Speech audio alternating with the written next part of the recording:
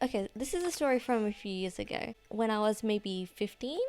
It's a spooky Halloween story, which perfectly fits the calm vibes of Stardew Valley. Don't question my methods. It starts when I'm sitting at the dinner table, probably eating spaghetti bolognese. I'm the last one there from my family as well. Everyone else is finished and left. So I'm just sitting there. And then I start hearing screaming. And yeah, that was a bit concerning. And then like maybe 5 or 6 teenagers just kind of show up at my back door and they're like screaming.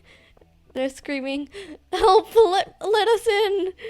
And I'm just sitting there, and the dinner table is like right next to the back door. So I'm the closest of my family to these like random teenagers that are like screaming. So I'm the closest to the door, and I just sat there like, I was terrified. Like, what if the murderer was right behind them and I was gonna get chased down? Like, what if there was a murderer behind them with a knife? Maybe they had a knife. Maybe this was all a plan. Like, how am I supposed to trust these random people yelling and screaming? So I just kind of freeze. And then my dad goes and opens the door, and I sit there like, what are you doing? They could be dangerous. What if there's danger outside? They are screaming for help, but like, what if they are the danger, you know? Which, I don't know. Maybe it wasn't the best logic. Like, if someone's screaming for help, like, maybe you should try to help them. But I was scared, okay? So they all come like crashing in. There's a lot of yelling and they start like describing being chased by a white van, which isn't the most comforting thing when you like live there and they're like talking about being chased by a white van like outside of your house, and they were like trying to escape it. You know, I wasn't feeling very safe. It was scary. They were probably around my age, but they seemed to be the sort of people to go out trick-or-treating while I was the sort of person to stay home and eat bolognese. So honestly, kind of scared of them still. But at least there wasn't someone with a knife in the house. You know, we were safe. It was okay. But yeah, they're still freaking out. They keep like touching the walls, which I know is a strange thing to remember, but I remember my mum yelling at them and being like, don't touch the walls. Because like, I don't know, the paint and stuff, I don't know. So yeah, I'm just there while there's a bunch of teenagers just like in our home now. Like, I'm pretty sure I was like texting my friends being like, hey, there's a bunch of strangers in our house, and they told us that they got chased by a white van like outside.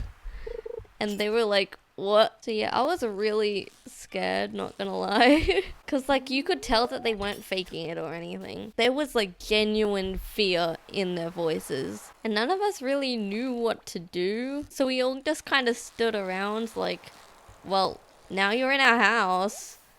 What do we do with you? I can only remember one group of trick-or-treaters ever going to our house before that. And it was just normal. Like, they came and got chocolate or lollies or whatever we had, and then they left.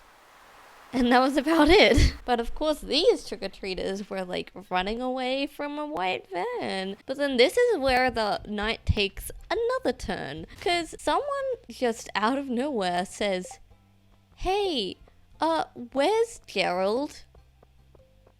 And the whole group stops. They look at each other, there's a bit of silence, and then they all start freaking out. Oh my god, where is Gerald? Where'd he go? We left behind Gerald. So apparently, this whole time, they had just lost one of their friends. So he could just be out there being chased down or kidnapped or murdered or something. So understandably, we all freak out. Because, oh my god, Gerald is out there. Like, what do we do? He could be gone.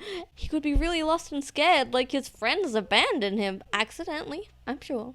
They were freaking out and caring for his well-being. But oh my god, if I was being chased by a mysterious white van, I would be terrified.